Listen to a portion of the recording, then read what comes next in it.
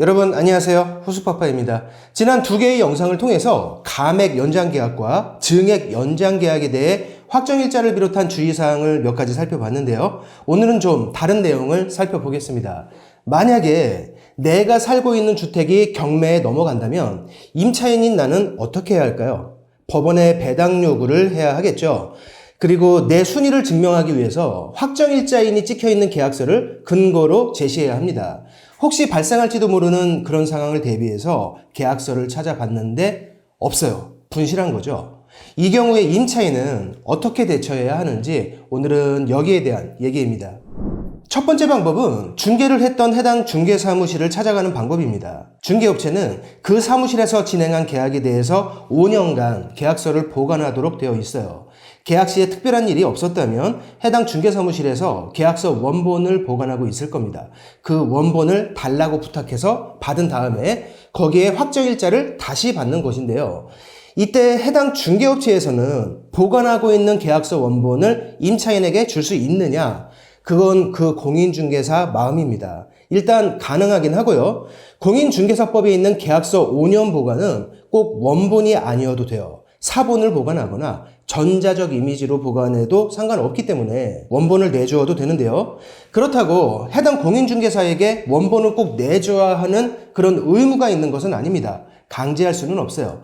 사이가 안 좋아서 싫다고 한다면 못 받을 수도 있는 거죠. 이때 임차인이 사용할 수 있는 두 번째 방법은요. 임대인을 만나서 똑같은 계약서를 다시 작성하는 것이에요. 그 새 계약서의 확정일자를 다시 받는 것이죠. 물론 이때도 중개사의 도움을 받는 것이 편합니다. 그런데요.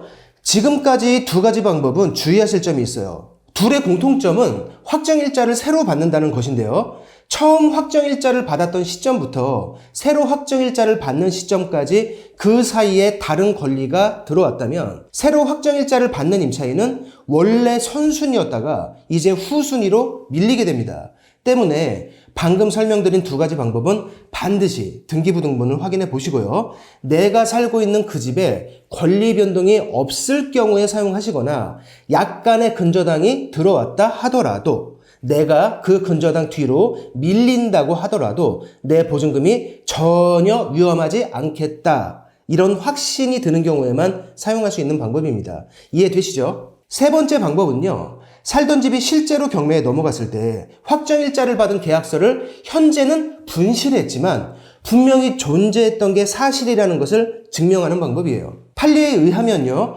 확정일자인이 찍혀있는 계약서를 분실했더라도 그것만으로 우선 변제권이 사라지는 것은 아니다. 이게 법원의 입장입니다.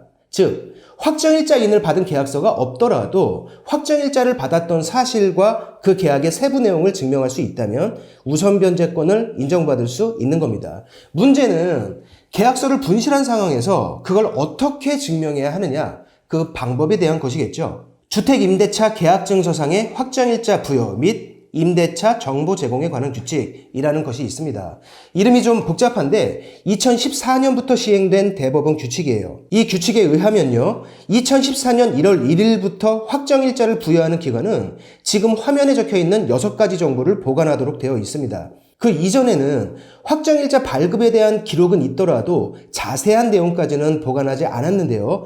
이 규칙이 생긴 2014년 1월 1일부터는 확정일자를 부여할 때 그냥 날짜만 찍어주는 것이 아니라 임대차 목적물과 확정일자 부여일, 차임, 보증금, 임대차 기간, 임대인과 임차인의 인적사항 등을 기록하고 보관하게 됩니다.